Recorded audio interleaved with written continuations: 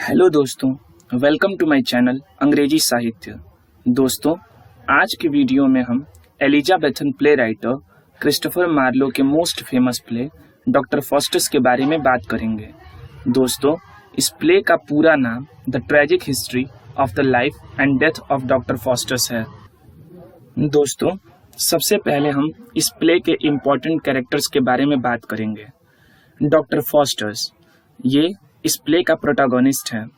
Wagner, servant of doctor Faustus, Valdes and Cornelius, these two are famous magicians of Germany.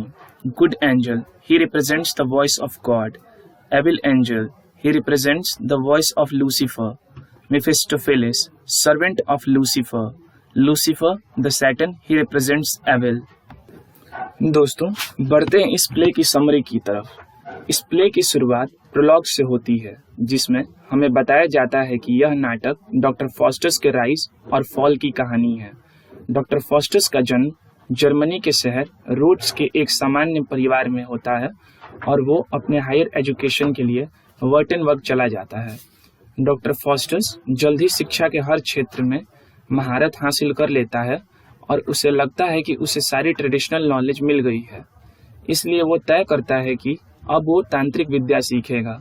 Faustus अपने नौकर Wagner से कहता है कि वो वॉल्डेस और कॉर्नेलियस को बुलाकर लाए।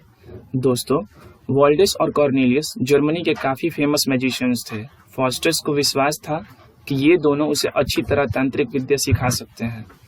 फॉस्टस ये सब सोच ही रहा था, तभी वहाँ पर गुड एंजल और एविल एंजल आ जाते हैं।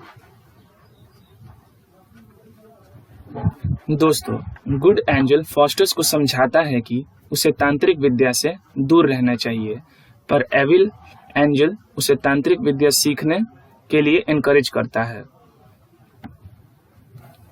फॉस्टस इस दुविधा के बारे में सोच ही रहा था कि उसी समय वहां पर वॉल्डेस और कॉर्नेलियस आ जाते हैं और वो फॉस्टस को तांत्रिक विद्या से संबंधित किताबें देते हैं। दोस्तों, फॉस्टस ये सब देखकर काफी खुश हो जाता है। फॉस्टस उन किताबों की मदद से मेफिस्टोफेलिस को बुलाता है और उसे अपने ऑर्डर्स को फॉलो करने के लिए कहता है, पर मेफिस्टोफेलिस उससे ये कहकर मना कर देता है कि वो सिर्फ लूसीफर के ऑर्डर्स को फॉलो करता है। दोस्तों, फॉस्टस ये सुनकर काफी निराश होता है और मेफिस्टोफेलिस से कहता है कि वो लूसीफर को जाकर बताए कि फॉस्टस उसको अपनी आत्मा समर्पित करने को तैयार है, पर उसके बदले उसे 24 साल के लिए अनलिमिटेड पावर और नॉलेज के साथ साथ मेफिस्टोफेलिस भी सर्वेंट के रूप में चाहिए। मेफिस्टोफेलिस लूसीफर के पास चला जाता है। जैसे ही मेफिस्टोफेलिस वहां से जाता है, गुड एंजल और एविल एंजल फिर से आते हैं और फॉस्टस को अपनी अपनी बात मनाने की कोशिश करते हैं, पर फॉस्टस डिसाइड कर चुका था कि उसे तांत्रिक विद्या सीखनी है। तभी वहां मेफिस्टोफेलिस एक एग्रीमेंट के साथ आता है और फॉस्टस से कहता है कि उसे इस एग्रीमेंट को अपने ब्लड से साइन करना होगा, और फॉस्टस अपने खून से उस एग्रीमेंट को साइन कर देता है। दोस्तों, मेफिस्टोफेलिस फॉस्टस को कुछ किताबें देता है जिसमें एस्ट्रोनॉमी और स्टार से रिलेटेड नॉलेज होता है। मेफिस्टोफेलिस फॉस्टस को प्लैनेट्स के मूवमेंट और यूनिवर्स के कॉम्पोजिशन के बारे में बताता है। फॉस्टस मेफिस्टोफेलिस से पूछता है कि दुनिया किसने बनाई है, पर मेफिस्टोफेलिस इसका जवाब नहीं देता है क्योंकि वो गॉड का नाम नहीं लेना चाहता। दोस्तों, फॉस्टस इस बात से उदास हो जाता है और गॉड के बारे में सोचने लगता है। जैसे ही वो गॉड के बारे में सोचता है, वहां लूसीफर आ जाता है और फॉस्टस को वार्निंग देता है कि वो गॉड के बारे में ना सोचे। फॉस्टस लूसीफर से माफी मांगता है और प्रॉमिस करता है कि वो गॉड के बारे में नहीं सोचेगा। दोस्तों, एक बार मेफिस्टोफेलिस फॉस्टस को रोम के बारे में बताता है, जिससे इम्प्रेस होकर फॉस्टस रोम को देखने की इच्छा व्यक्त करता है, पर मेफिस्टोफेलिस पहले पोप के साथ शरारत करने की सोचता है। मेफिस्टोफेलिस खुद को और फॉस्टस को इनविजिबल बना देता है और पोप के साथ शरारत करता है। दोस्तों, डॉक्टर फॉस्टस पूरे जर्मनी में फेमस हो जाता है, जिसके कारण जर्मनी के एम्परर चार्ल्स V फॉस्टस को अपने दरबार में मैजिक दिखाने के लिए इनवाइट करते हैं। एम्परर फॉस्टस के मैजिक से काफी इम्प्रेस हो जाते हैं, पर एक नाइट फॉस्टस पर डाउट करता है, जिससे फॉस्टस नाराज हो जाता है और उसके सिर पर सिंग उगा देता है। दोस्तों, अब फॉस्टस के 24 साल पूरे होने वाले थे।